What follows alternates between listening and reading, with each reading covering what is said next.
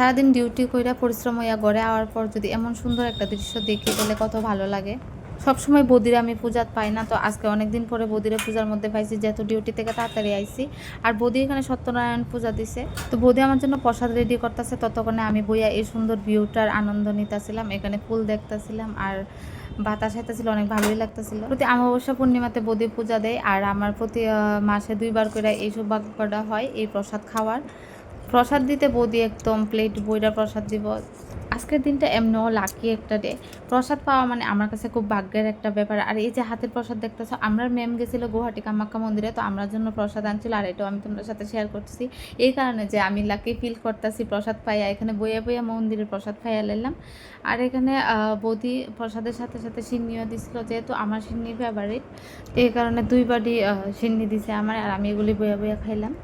কালকে থেকে তো হোলি শুরু হইব, তো কার কার হোলিতে কেমন প্ল্যান, কে কে কেমন এনজয় করবো অবশ্যই শেয়ার করতে পারো। আর আমি তো হোলি স্পেশাল নিয়ে তো আমারও একটা প্ল্যান আছে, যদি এটা হয় তাহলে তো আমি তোমাদের সাথে শেয়ার করবো ভিডিওর মাধ্যমে। আজকের জন্য tata, bye bye and good night everyone.